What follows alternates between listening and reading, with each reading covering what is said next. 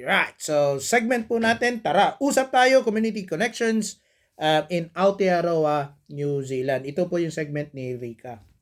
So, it's somewhat like an editorial. So, ano po yung pag-uusapan natin today? It is about investing with heart. How Filipino values are shaping a brighter future in New Zealand and the Philippines. So, it's about investment but with incorporating Filipino values. So, Filipinos are long been celebrated not only for their resilience and dedication, but for the powerful values that guide their daily lives. Whether they are at home in the Philippines or building a life overseas, values such as pamilya or family, bayanihan or community spirit, pagmamalasakit, compassion, and kapwa, shared identity and humanity remain central. Today, these values are shaping how Filipinos invest, creating ripples of opportunity in both New Zealand and the Philippines. In recent years, there has been a noticeable rise in the number of Filipinos in New Zealand investing in property, businesses, and even local community ventures. For many, these decisions are not just about economic gain. They are rooted in the desire to create a stable, secure future for their families and their wider communities. This is a pamilya in action. The instinct to build something lasting, not just for oneself, but for the generations to come. At the heart of this growing investment culture is kapwa, a uniquely Filipino value that sees others not as separate individuals, but as extensions of oneself. This sense of shared identity inspires many Filipinos to reinvest in their hometowns in the Philippines, supporting family businesses, agricultural projects, housing, and education. It's also why many continue to send remittances not out of obligation but from a place of deep empathy and connectedness. In New Zealand, kapwa plays out in other ways, such as supporting fellow migrants, sharing resources, and forming community organizations that look after everyone's well being. Filipino entrepreneurs are creating businesses that not only succeed but also provide jobs, cultural spaces, and sense of belonging for others. A Filipino owned eatery, for example, doesn't just serve food, it serves as a reminder of home, a bridge between cultures, and a gathering place for community. The spirit of Bayanihan is also evident in collective investment projects such as community housing initiatives, cooperative businesses, and shared education funds. These efforts echo the age old practice of helping one another, lifting others as you rise, and ensuring that no one is left behind. In an increasingly individualistic global economy, this community centered approach stands out and it works. Meanwhile, the value of pagmamalasakit or compassion with action guides many Filipino investors as they support causes both here in the Philippines, whether it's contributing to disaster relief, funding scholarships, or mentoring young professionals. These actions go beyond money. They're driven by a desire to make a difference. Filipinos in New Zealand are providing that investment that can be more than a financial act. It can be moral and cultural commitment. As they grow their presence in business, real estate, and community leadership, they are doing so with integrity, heart, and values that have stood the test of time. The challenge now is to support this momentum with strong networks, financial literacy education, and opportunities for collaboration. With the right guidance and shared vision, Filipino investments guided by kapwa, pamilya, bayanihan, and pagmamalasakit values can continue to bridge countries, uplift communities, and build a future where no one stands alone. So yun yung yung incorporation ng Filipino values when it comes to investments. Especially here dito sa New Zealand at the same time sa Philippines. Ako na-mention na namin ito, si Rika may investment portfolio siya dito at the same time meron din siyang investment portfolio sa Pilipinas. Si Ate Kini naman may investment siya dito, may BNB siya. Si Rika may extra property investment na rental investment. And then ako naman po is meron po kami mga rental properties sa Pilipinas. dito pinaplano namin gawin din yan. So, ano yan yan yung kagandahan about our ability of bayanihan, community spirit, at saka kapwa, shared identity and humanity. Yung access to, lalo na yung mga bagong dating na mga migrant Filipinos in the Wairarapa. We want to ensure na pagdating nila dito, welcome po sila. And the only way to do that, or one of the ways, not only way, but one of the ways to actually do that is to actually introduce them to landlords. Yung mga nagpapaupa ng mga kwarto ba, na accessible doon sa workplace nila. Kasi siyempre, pagdating nila dito, wala namang mga sasakyan yan eh. So maglalakad pa yan. So mas maganda talaga yung malapit lang sa workplace nila para malakad lang nila. And then eventually when they start buying their vehicles here for transport and stuff, then they can move on to different places na. So but in the interim, mas maganda yung Filipino landlord para madaling ma-integrate sa society at maturuan kung ano yung klaseng kultura ng mga Kiwi na pwedeng i-adapt natin at mga kulturang or mga practices na iiwasan din natin. Yun yung importante, yung tuturuan yung mga bagong dating. Kaysa sila yung mag-research. Even though they have their own personal responsibility to do that themselves, pero mas maganda yung may guidance na face-to-face, physically, dito kung saang lugar sila mapupunta. So yun yung kagandahan. The other thing about this editorial segment ni Rika is we particularly when we talk about investment, ang dami kasing opportunity dito kasi sa New Zealand. Minsan ang one of the strongest investments you can do is owning your own home. Not necessarily na ito ipamana mo sa mga anak mo kasi eventually mga anak mo bibili din ng mga sarili nila yan. Pero when you retire, you can actually sell it. And then you can invest it back in the Philippines. Mas malaki pa yung halaga. Kasi dito, like any other, like even in the Philippines, tumataas talaga ang value ng bahay. Even though inutang mo yan 30 years to pay siya or something. Pero yung tubo nun, napakalaki. Believe me. So, mas maganda talaga na bumili kayo ng bahay. Kasi sigurado talaga yan na if you decide to sell, kasi kung ipamana mo sa anak mo, pwede rin. Pero siya din yung mahirapan kasi yung value ng bahay napakamahal. So baka makakita siya ng mas mura-mura kumpara nung sa bahay mo. Even though ibibigay mo sa anak mo yan, pero dahil sa taas ng presyo nun, mataas din yung rates na babayaran niya, mataas yung insurance na babayaran niya dahil sa value ng bahay. Right. So yung yun yung sa values natin considering na ini-incorporate natin when it comes to investing. One of yung wish list ko talaga dito sa Wairarapa is magkaroon ng Filipino village.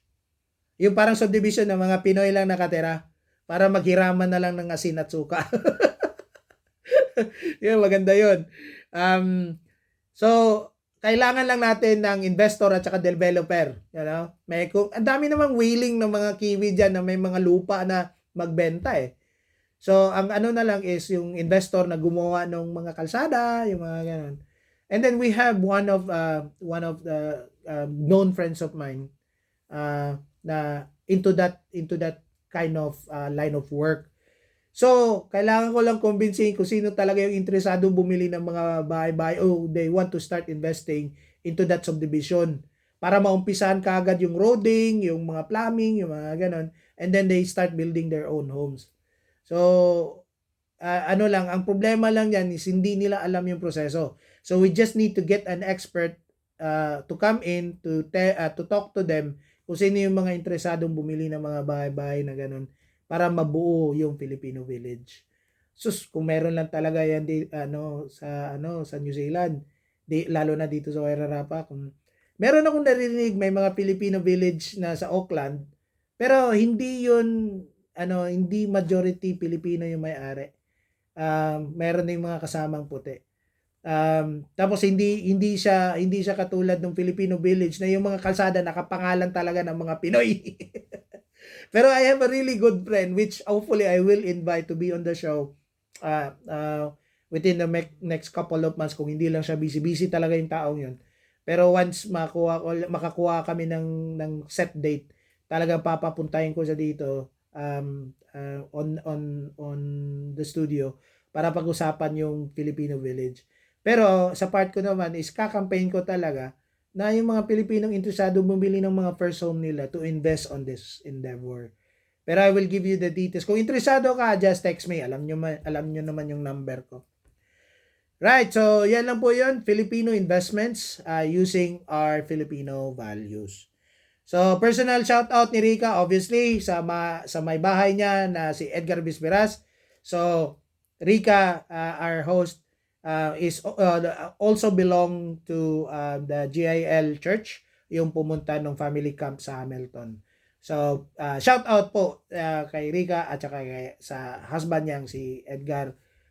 Congratulations on your successful family camp in the Hamilton or Waikato region, so to speak. Right, so random uli. Sige, tingnan natin kung sino mabubunot ko dito.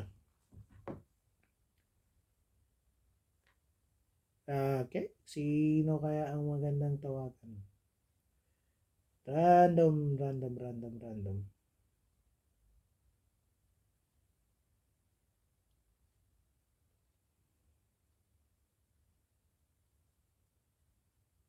Wag ito kasi hindi ito Pinoy.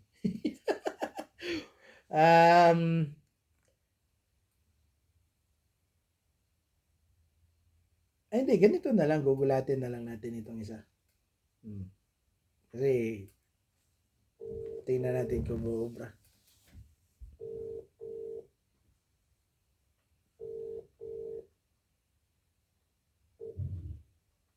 Hello, Rai.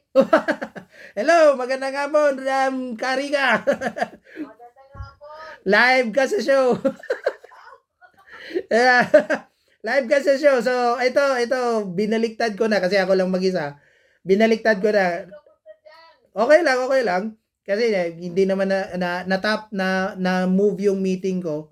Supposedly, wala tayo ngayon, pero na-move yung meeting ko last Friday. So, okay lang. So, ngayon, ako lang mag-isa dito kasi akala nyo kasi walang show, di ba? Pero anyway, tama lang din yan kasi para makapagpahinga ka na rin dahil nga doon sa ano. Pero the reason why I'm rigging you, kasi bibigyan kita ng chance, even though co-host ka, pero bibigyan kita ng chance, sagutin yung bugtong. So, yung bugtong, ito yung bugtong. Okay. So,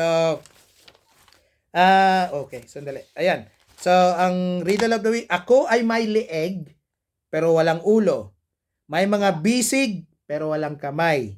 Ako'y dinaramtam sa init at ginaw, ngunit di ako tao o hayop sa kalawakan. In English, I have a neck, but no head. I have arms, but no hands. I am dressed in hot and or cold, yet I am not human or beast. So, ano sa tingin mo ang sagot? Okay. Jacket? Jacket? Yan yung final answer mo? Yes. Okay. So, close enough, pero hindi po yun ang hinahanap ng bugtong. Pero malapit na. Close enough. Pero unfortunately, it's not jacket. So, so like the standard routine. Kasi kanina tinawagan ko si Odi. Si Odi, napasagot tuloy si Odi. Random lang eh. Pero at least live siya sa show. So ikaw, any personal shoutout, Rika? I'll give you this opportunity now or this floor. Okay, personal shoutout sa mga ka-GIL brothers and sisters sa aming pagpunta sa Hamilton. That was a very successful event in our camp. So, shoutout ako sa lahat. At least, nakarating kami ng safe. Pabalik ng Masterton. Yeah. So, yun lang po. Okay, any personal shoutout? Personal shoutout? Yeah. Aking may bahay, si Edgar, nagtatrabaho. Yeah nga, nabanggit ko na before kita tinawagan eh. Binanggit ko na sa radio. Kasi standard yun, standard. Kasi hindi ako nagtingin kung sino may mga birthday ngayon eh. So, Ay, oo nga pala, birthday shoutout ako kay Caroline. Belated ba yun? Belated yung birthday ni Caroline, di ba? Oo. Ngayong araw si Mariel. Si Mariel Cruz. Oh, happy birthday, Mariel. Siya pumunta din, nakita ko sa picture, nagpunta din siya sa camp eh. Oo, kami kasama kami. So, birthday Mm-mm. niya ngayon. Yeah, birthday pala niya. Happy birthday, Mariel. So, Mariel used to live in the Wairarapa.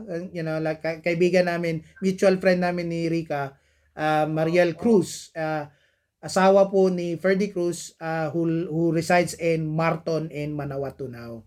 Happy birthday, Mariel. Kung ano, itatag kita dito sa show namin para mapanood mo na may personal shoutout si Rica sa'yo. Anything else, Rica, before tayo mag-music break?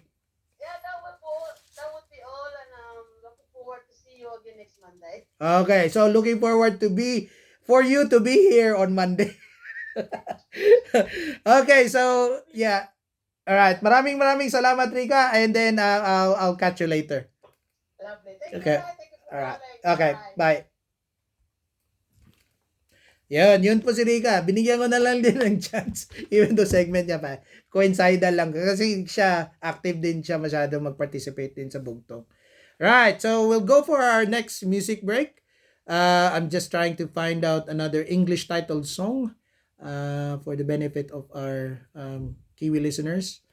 Here we go. Here's one. So, for my video, we'll pause that and we'll move on to our next segment.